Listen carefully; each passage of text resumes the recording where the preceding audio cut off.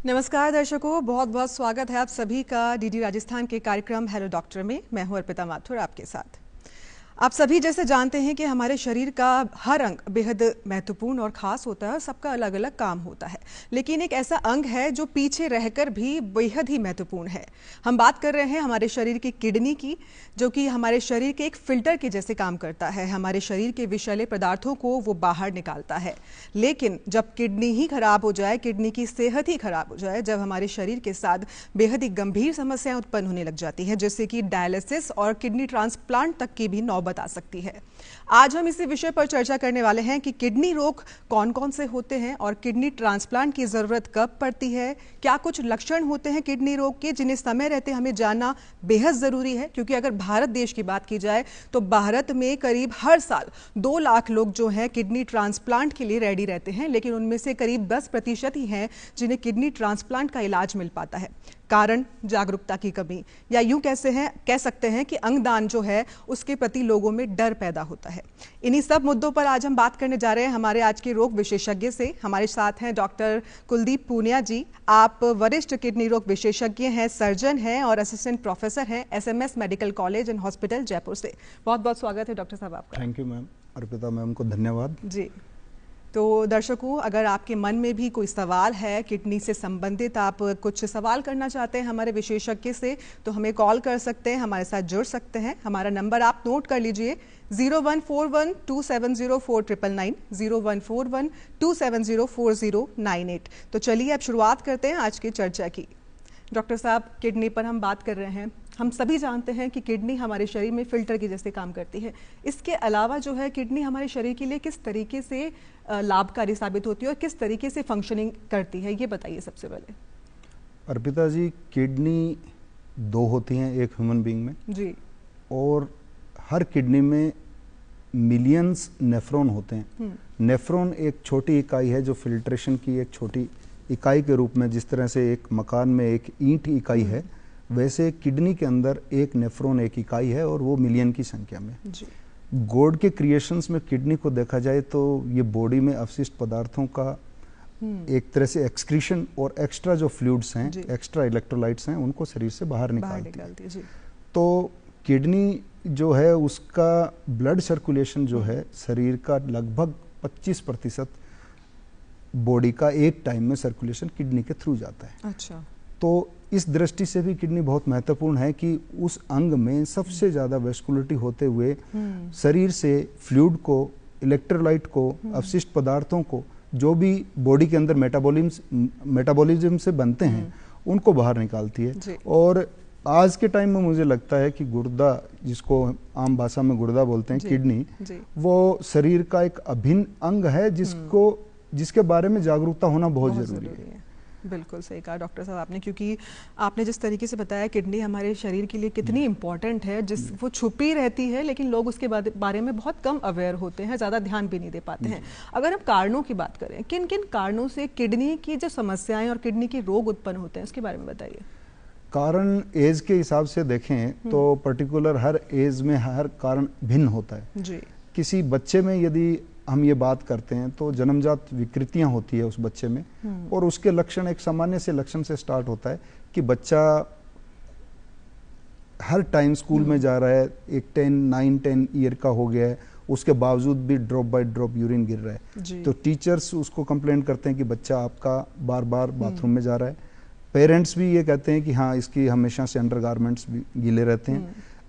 ये बच्चों का कारण हो गया। जब बच्चों का इन्वेस्टिगेशन करते हैं तो उनमें कुछ संरचनात्मक विकृतियां, जिसमें पोस्टीरियर यूरेथ्रल वाल्व कह सकते हैं, या पेशाब की नलकियां जो बनती हैं वो प्रॉपर वे में नहीं बनी होती, या कहीं ना कहीं ऐसी विकृति होती है कि जो सिंपल इन्वेस्टिगेशन से भी डायग्नोज हो जाती है। कई बार ब्लैडर का जो फ्लो होता है वो प्रॉपर नहीं हो पाता, तो जो यूरिन है वो किडनी में बैक प्रेशर चेंजेस की तरह करते हैं।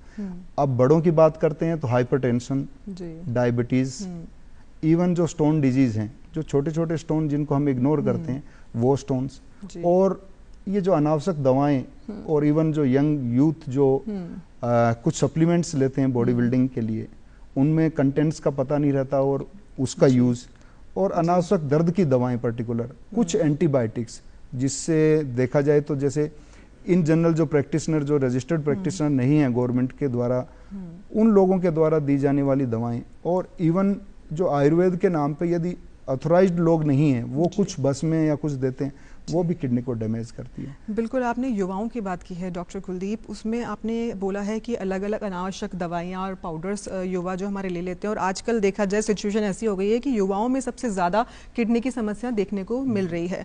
क्या हम ये मान सकते हैं कि जो प्रोटीन पाउडर्स, जो जिम जाने वाले लोग युवा हैं और जो बॉडी बनाना चाह रहे हैं या बहुत ज़्यादा फिजिकल एक्टिविटी करते हैं, प्रोटीन पाउडर जो होते हैं बाज़ार के, वो बहुत बड़ा रोल प्ले करते हैं हमारे किडनी की समस्याओं में, क्योंकि प्रोटीन, हाई प्रोटीन जो होता है, क्योंकि उनको नहीं पता होता है कितनी प्रॉपर डाइट लेनी है, किस एज में कितना प्रोटीन लेना है, तो क्या वो भी होता है फैक्टर एक तरह से किडनी पर? बिल्कुल होता है मैम। अभी कुछ इंसिडेंट ऐसे आए हैं जो अवेयरनेस के लिए बहुत ज़रूरी है। जिमिंग और रनिंग और लॉन्ग रनिंग, इसमें बॉडी डिहाइड्रेटेड होती है। ऐसी सिचुएशन में जो जितना अमाउंट किडनी को फिल्ट्रेशन के लिए लिक्विड के रूप में चाहिए, वैसा मिल नहीं पाता है।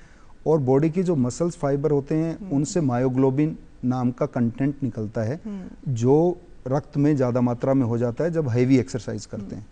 तो ऐसी स्थिति में हाइड्रेशन प्रॉपर नहीं होता, और जिमिंग करने के बाद में या रनिंग करने के बाद में जो प्रोटीन सप्लीमेंट लेते हैं, जिनके कंटेंट्स के बारे में भी पता नहीं होता, तो वो एग्रीगेट कर देते हैं, वो प्रोटीन एग्रीगेट कर देता है। तो ऐसी स्थिति में एक्यूट किडनी डिजीज हो जाते हैं, और एकदम से सिम्टम इस तरह से आते हैं कि कभी कोई बीमारी नहीं थी और एकदम से उसको क्रिएटिनिन और ब्लड यूरिया और इस तरह के सिम्टम आते हैं, और जब डॉक्टर्स के पास पहुंचते हैं तो पता चलता है कि बहुत ज़्यादा। जी, तो ये तो एक तरह से वही बात हो गई, जागरूकता की कमी के चलते कितना अमाउंट में हमें प्रोटीन लेना है, किस तरह की डाइट फॉलो करनी है, वो भी बहुत बड़ा रोल होता है उसका भी। अगर हम लक्षणों की बात करते हैं, सिम्टम्स की बात करते हैं, अगर मुझे कोई किडनी डिजीज़ है तो मुझे कैसे पता चलेगा, क्या संकेत मुझे मिलेंगे कि मुझे किडनी की प्रॉब्लम हो रही है? देखो, बहुत सिंपल सा है कि किडनी का जब हमें फंक्शन पता है और जब फंक्शन वो प्रॉपर हो नहीं रहे हैं, तो उसके लक्षण सामने आने लगते हैं। अच्छा। जैसे सबसे पहले जो बॉडी के अंदर किडनी फिल्ट्रेशन के काम में एक्स्ट्रा फ्लूइड को फिल्टर करती है, उसके अलावा अपशिष्ट पदार्थों को फिल्टर करती है, उसके अलावा जो इलेक्ट्रोलाइट्स इम्बैलेंस है उसको प्रॉपर रखने के लिए वो फिल्टर करती है। इसके अलावा किडनी एक बहुत अच्छा फंक्शन करती है कि खून के निर्माण में जो एरिथ्रोपोइटिन नाम का एक हार्मोन सिक्रेट करती है, जिससे हीमोग्लोबिन बनता है। ये कमांडिंग हार्मोन होता है बॉडी के अंदर।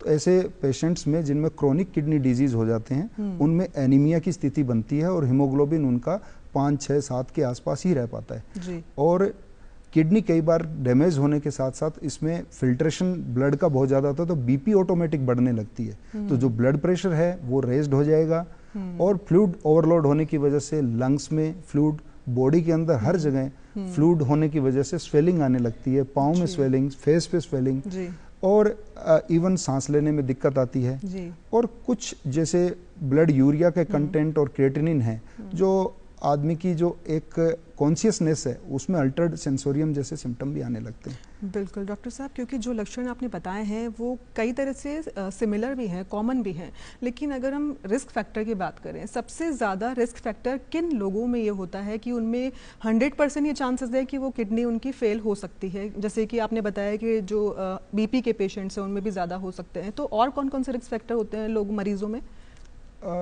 देखिए, ये सब अवेयरनेस जो आज के टाइम में फिजिशियंस भी बताते हैं, और डॉक्टर्स, अच्छी बात ये है कि डॉक्टर्स की अमाउंट अच्छी है अपने देश में, बढ़ रही हैं। तो जो एक तरह से कहा जाए कि जो शुगर, जो डायबिटिक पेशेंट है, वो बहुत प्रोन होते हैं किडनी डिजीज के लिए। उसका रीज़न वो ये होता है कि शुगर का लेवल यदि 180 मिलीग्राम से ज़्यादा होता है तो फिल्ट्रेशन यूरिन में होने लगता है। ऐसी स्थिति में उसमें इन्फेक्शंस के चांसेस बढ़ने लगते हैं। इवन कई बार इस तरह के इन्फेक्शन होते हैं जो किडनी को डायरेक्ट डैमेज करने लग जाते हैं। अच्छा। तो ब्लड प्रेशर भी हाई प्रेशर की वजह से, इतना वेस्कुलर ऑर्गन होने की वजह से नेफ्रॉन्स डैमेज होने लगते हैं। कुछ ऐसे डिजीज भी हैं मैम जिसमें ऑटोइम्यून डिजीज हैं जो बच्चों में स्टार्ट हो जाते हैं और नेफ्रोटिक सिंड्रोम के रूप में होते हैं, और वो बच्चे लेट डायग्नोज होने की वजह से वो किडनी डैमेज कर चुके होते हैं। तो यंग बच्चों में भी ये प्रॉब्लम आती है ऑटोइम्यून डिजीज की वजह से। और एक एज जो पर्टिकुलर हाइपरटेंशन की एज, जो डायबिटीज़ की एज, इवन आजकल छोटे बच्चों में भी डायबिटीज़ होती है, तो ये जो डिजीज, अन्य डिजीज जो शरीर के अंदर होते हैं, वो किडनी को येन केन प्रकेन कहीं ना कहीं रूप से हार्म पहुंचाते हैं। जी, मतलब ये है कि किडनी को बचाने के लिए हमें पहले डायबिटीज़ और ब्लड प्रेशर जो है उस पर कंट्रोल करना बहुत ज़रूरी है, क्योंकि सबसे मेजर जो आपने बताया पॉइंट वही है। आगे बढ़ते हैं, अगर ट्रीटमेंट की तरफ हम चलते हैं, किडनी फेल होने के बाद दो विकल्प हमारे पास उपस्थित रहते हैं, डायलिसिस और या फिर किडनी ट्रांसप्लांट। दोनों के बारे में हम जानना चाहते हैं, डायलिसिस क्या होता है, ट्रांसप्लांट किस तरीके से किया जाता है और ट्रांसप्लांट की ज़रूरत कब पड़ती है? किडनी के डिजीज़ की जब बात करें तो एक तरह से एक एक्यूट किडनी इंजरी जो होती हैं, AKI में बोलते हैं, वो ऐसी स्थिति में होती है जब कोई भी इंसल्ट जो किडनी का होगा जो स्टार्टिंग में, तो वो किडनी एक बार अपना काम करना बंद कर देती है, या यूं कहें कि कम कर देती है। ऐसी स्थिति में पेशेंट रिकवर कर जाता है। एक्यूट किडनी इंजरी के पेशेंट्स को कुछ टाइम के लिए टेम्परेरी डायलिसिस के बाद में वो ठीक हो सकते हैं। अच्छा। लेकिन जब डायबिटिक पेशेंट है, हाइपरटेंसिव पेशेंट हैं, जिनका क्रिएटिनिन लेवल 2-3 के आसपास रह रहा है और ये बेसलाइन यदि हम मेंटेन कर लेते हैं तो भी किडनी बहुत लंबे टाइम तक आपका साथ दे देती है। लेकिन कभी कभार ऐसी स्थिति बनती है कि पेशेंट बहुत लेट आता है, इग्नोर्ड पेशेंट होते हैं, रूरल एरिया के पेशेंट होते हैं, अन्य रूढ़िवादिताएं और अन्य धारणाओं की वजह से वो नहीं पहुंच पाते हैं या ट्रीटमेंट और या फिर एक डॉक्टर की राय नहीं ले पाते हैं। ऐसी स्थिति में जो मरीज आते हैं जिनका क्रिएटिनिन लेवल 7-8 के आसपास होता है, इसमें एक सीरम इलेक्ट्रोलाइट का भी फैक्टर बहुत बड़ा है कि पोटेशियम एक ऐसा इलेक्ट्रोलाइट है बॉडी के अंदर जो डायरेक्ट हार्ट को इफेक्ट करता है। तो पोटेशियम का लेवल यदि नॉर्मल रेंज से ऊपर जाने लगता है तो वो अरिदमिया और कार्डियक अरेस्ट जैसी स्थिति पैदा करता है। अच्छा। तो जब क्रिएटिनिन का लेवल 10 के आसपास, पोटेशियम लेवल हाई हो जाता है, तब डायलिसिस एक टेम्परेरी रिलीफ के तौर पे हम स्टार्ट करते हैं। अच्छा। डायलिसिस की फ्रीक्वेंसी वीक में 2 हो सकती है, 3 हो सकती है, इवन कुछ ज़्यादा भी हो सकती है। तो पर्टिकुलर वर्क ये रहता है कि बॉडी में एक्स्ट्रा जो फ्लूइड है वो फिल्टर हो जाए, अवशिष्ट पदार्थ हैं वो बॉडी से निकल जाए। एक तरह से कहा जाए डायलिसिस एक कृत्रिम किडनी की जैसी मशीन है जो बॉडी से ये सब फिल्टर करती है। इसमें लगभग 3 से 4 घंटे चाहिए और वो इवन गरीब और आम पब्लिक जो काम करने वाले लोग होंगे उनके लिए ये प्रॉब्लम ये रहती है कि उनको वीक में 3 बार हॉस्पिटलाइज होना पड़ता है। और ट्रांसप्लांट की जहाँ तक बात करें तो ट्रांसप्लांट इसका अल्टीमेट सॉल्यूशन है। और अच्छी बात यह है कि किडनी ट्रांसप्लांट बाकी सब ट्रांसप्लांट से आसान है, रिजल्ट बहुत अच्छे हैं। जो पेशेंट रिसीव करता है किडनी को वो ताउम्र बहुत अच्छे से जिंदगी व्यतीत कर सकता है और इवन मोर देन 90% जो ट्रांसप्लांट होते हैं किडनी के वो सक्सेसफुल होते हैं। तो ये अवेयरनेस बहुत जरूरी है कि ट्रांसप्लांट, किडनी ट्रांसप्लांट पर्टिकुलर बहुत ही सक्सेसफुल और अच्छे रिजल्ट के साथ आता है। बिल्कुल, आपने जिस तरीके से बताया कि डायलिसिस किस केस में करते हैं और ट्रांसप्लांट किस केस में करते हैं। डायलिसिस में कई बार पेशेंट है इस चीज़ को इग्नोर करते हैं क्योंकि टाइम बहुत ज़्यादा लेता है, एफर्ट बहुत ज़्यादा लेता है, तो इसलिए लोग किडनी ट्रांसप्लांट को प्रेफर करते हैं।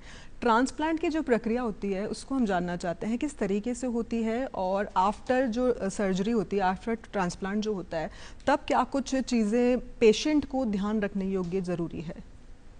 किडनी ट्रांसप्लांट में जहाँ तक बात करें तो किडनी के अंदर एक शिरा, एक धमनी और एक यूरेटर होता है और तीनों का अनास्टमोसिस रिसिपिएंट में होता है। रिसिपिएंट मतलब जो रिसीव कर रहा है, और डोनर से वो चीज़ें वहाँ से निकाली जाती है। डोनर के पास 2 किडनी होती है, एक किडनी से वो अच्छे से अपनी ज़िंदगी व्यतीत कर सकता है जी।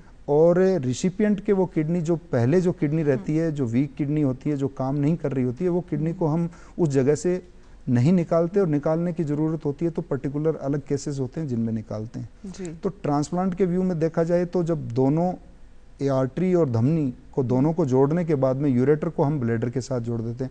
ब्लेडर मीन्स पेशाब की थैली जी। तो एक देखा जाए तो संरचनात्मक रूप से उस किडनी को उसी वे में रिसिपिएंट के जो ग्राही है उसके लगा दी जाती है और वो किडनी प्रॉपर फंक्शन करना स्टार्ट करती है जी।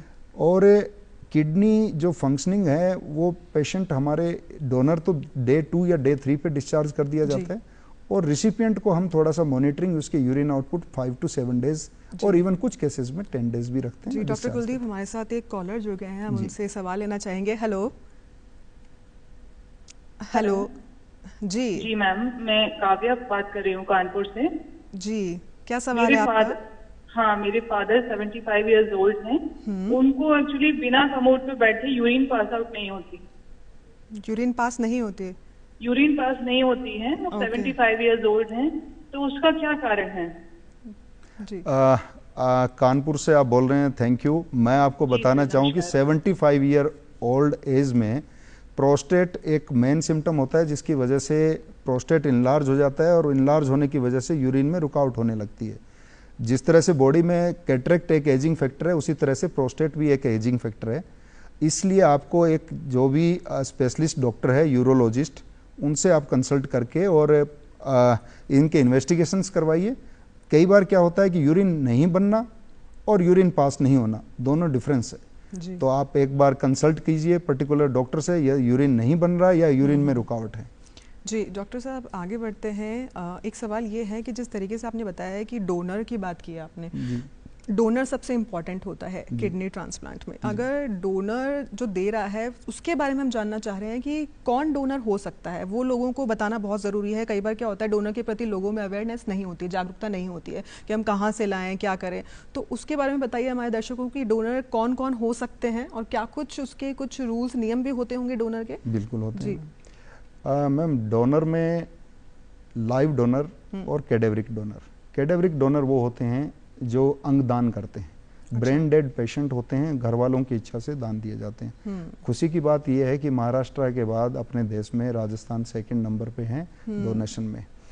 और सेकंड होते हैं लाइव डोनर। लाइव डोनर घर के रिलेटिव होते हैं जो ब्लड रिलेशन में होते हैं जी।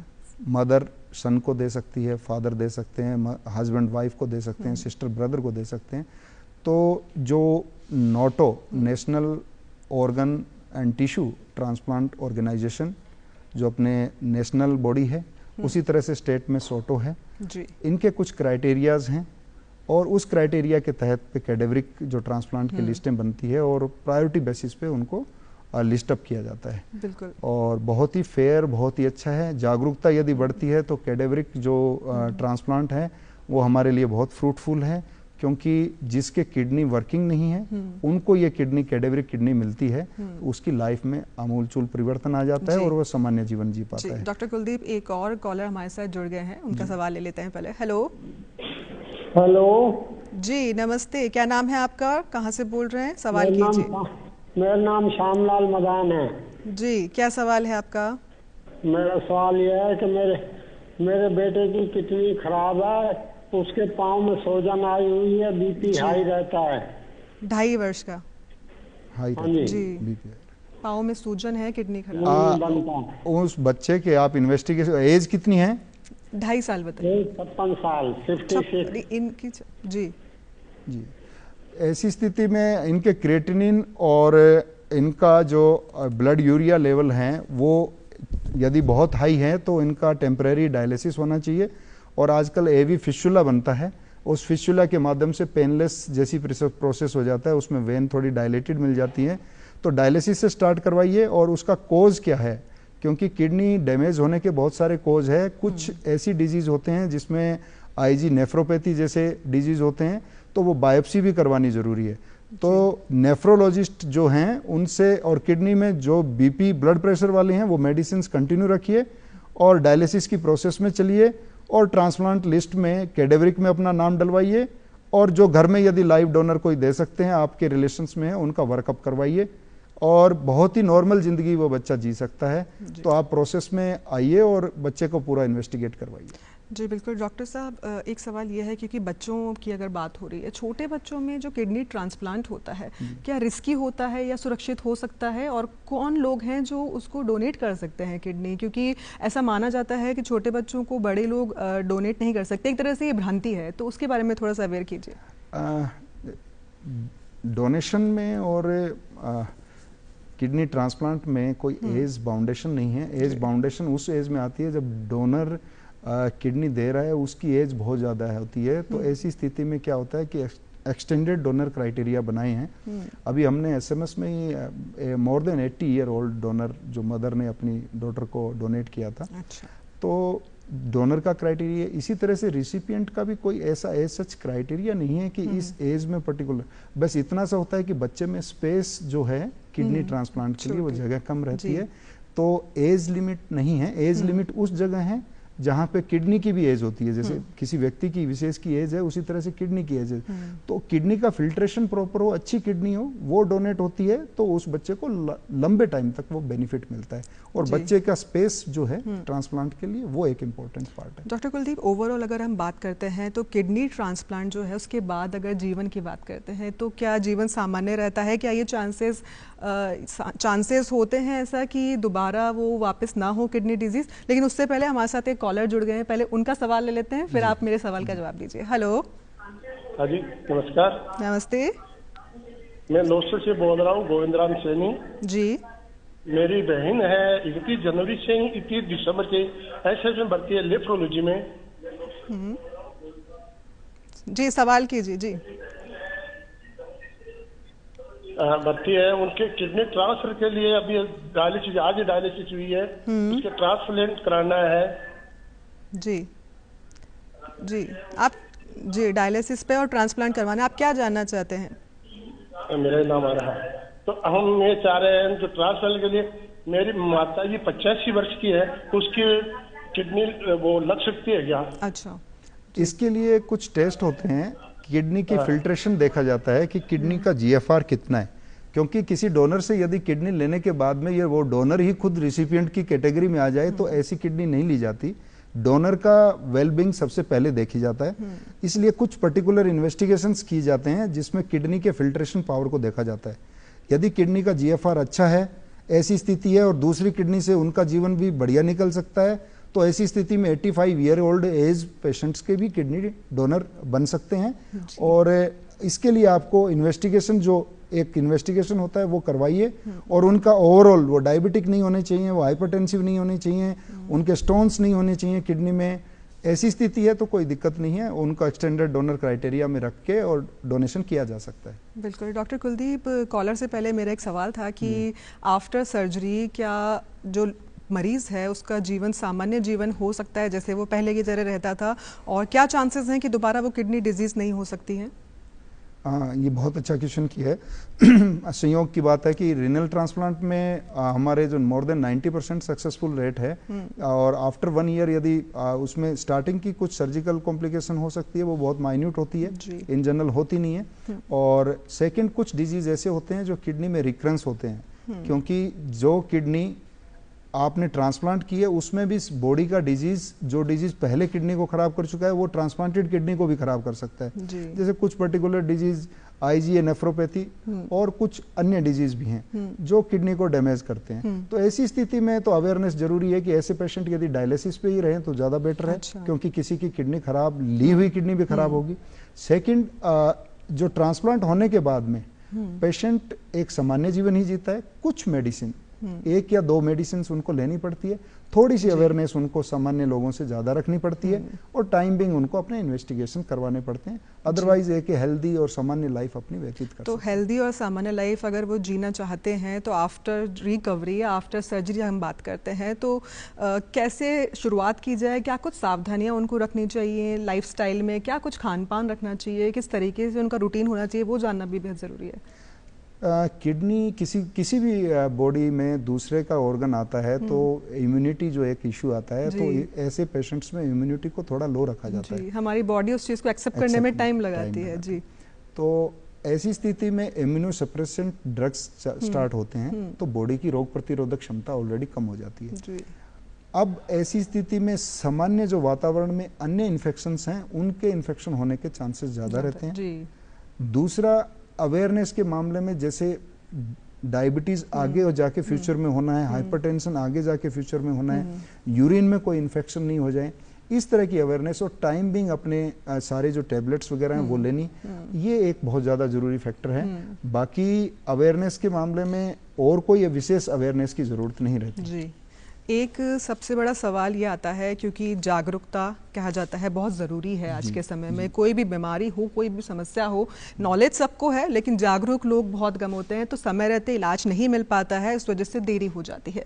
एक इसी किडनी ट्रांसप्लांट से जुड़ता हुआ हम सवाल आपसे लेंगे, लेकिन उससे पहले आपको बता दें हमारे साथ एक कॉलर जुड़ गए हैं, उनका हम सवाल ले लेते हैं। हेलो, मैं महेश बोल रहा हूँ झुंझुनू से। जी। मेरे किडनी में स्टोन और पेशाब खुल के नहीं आते हैं, बार बार पेशाब आते हैं और पेन रहता है।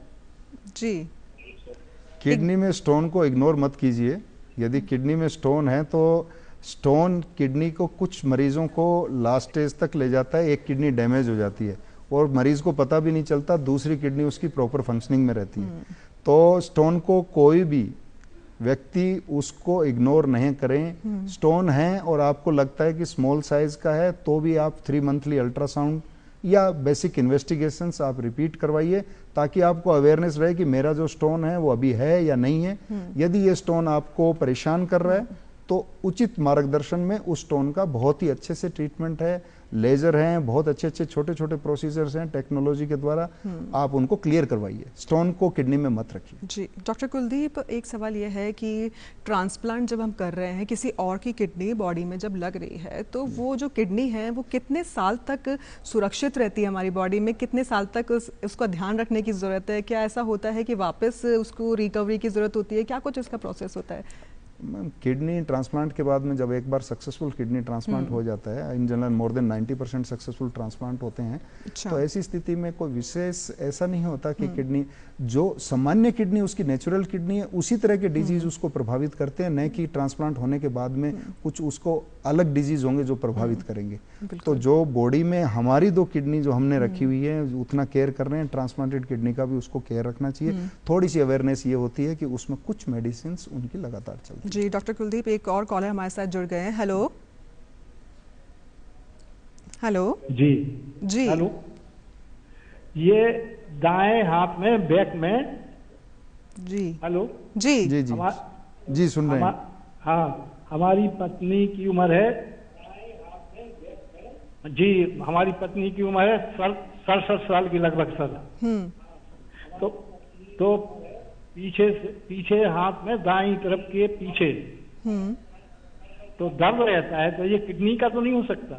जी किडनी ट्रांसप्लांट के बाद नहीं वो कह रहे दाएं तरफ पीछे दर्द रहता है तो क्या किडनी की समस्या हो सकती है? समझ जी जी जी किडनी का जो दर्द होता है इन जनरल वो स्टोन डिजीज से ही किडनी में स्टार्टिंग में दर्द होता है। कुछ लोगों में हल्का दर्द होने के बाद में स्टोन होने के बावजूद भी दर्द नहीं रहता है और किडनी डैमेज भी हो जाती है। तो यदि कोई पीछे की साइड में दर्द है तो वो मस्कुलर पेन हो सकता है, आपका स्पाज्मेटिक या कोई इंजरी की वजह से हो सकता है, इवन स्टोन की वजह से हो सकता है, और हो सकता है कि कुछ और प्रॉब्लम हो, स्पाइन की प्रॉब्लम हो, उसकी वजह से भी हो सकता है। हर दर्द किडनी का दर्द नहीं होता है।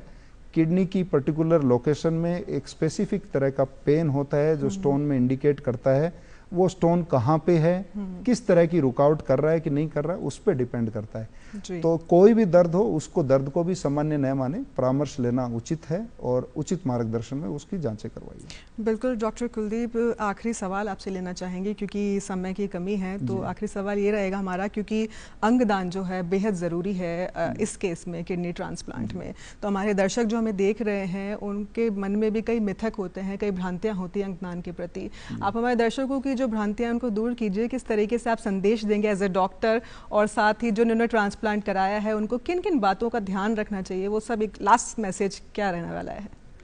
डीडी राजस्थान के माध्यम से जो लास्ट और मेन और सबसे इम्पोर्टेंट है जिससे सबका सॉल्यूशन हो सकता है, तो डीडी राजस्थान का मैं थैंक यू करता हूँ। ये अवेयरनेस बहुत ज़रूरी है आम जनता के लिए कि कोई भी कैडेवरिक मीन्स आपके घर परिवार में कोई दुखद घटना है, रोड ट्रैफिक एक्सीडेंट या कुछ भी ऐसी स्थिति बनती है जिसमें कि आपका चाहने वाला ब्रेन डेड है। ब्रेन डेड होने के बाद में उसके ऑर्गन लाइव होते हैं लेकिन वो मनुष्य इस धरती पे होता नहीं है। उसका हृदय धड़क रहा होता है, सारे ऑर्गनों में जो एक जीवन देने की क्षमता होती है वो बकाया बनी रहती है। ऐसी स्थिति में राजस्थान को जो मैंने नज़दीक से देखा है उनके लोगों में आत्मीयता बहुत ज़्यादा है और कहीं ना कहीं अध्यात्म भी बहुत ज़्यादा है जी। तो ऐसे अंग जो किसी के काम आके उसका पूरा जीवन बदल सकते हैं, वो अवेयरनेस लोगों में है। इतने शिक्षित होने के बावजूद भी, मतलब इतने शिक्षित राजस्थान के लोग नहीं है, फिर भी वो अवेयरनेस है। मैं और स्टेट्स में देखता हूँ कि हमारा राजस्थान अभी 2nd नंबर पे है। और मैं आपके माध्यम से ये अपील भी करना चाहता हूँ कि जो कैडेवरिक डोनेशन है उसको बढ़ाइए। इससे किसी का हार्ट, किसी को लंग, किसी को किडनी, किसी को कॉर्निया, इवन स्किन और बोन। तो डॉक्टर कुलदीप, मतलब कि आप और हम मिलकर हमारे अपनों की जान बचा सकते हैं, ये एक तरह से एक शॉर्ट मैसेज हो गया हमारे दर्शकों के लिए। आप दूरदर्शन स्टूडियो में आए और ढेर सारी बातें जो है बहुत इंपॉर्टेंट ये बातें हैं और बहुत सरल भाषा में आपने समझा दी, उसके लिए बहुत बहुत धन्यवाद। Thank you ma'am, thank you ji. तो आशा करती हूँ दर्शकों आपको आज का एपिसोड पसंद आया होगा। अगले एपिसोड में फिर मिलेंगे एक नए विषय और एक नए विशेषज्ञ के साथ। तब तक के लिए देखते रहिए डीडी राजस्थान। नमस्कार।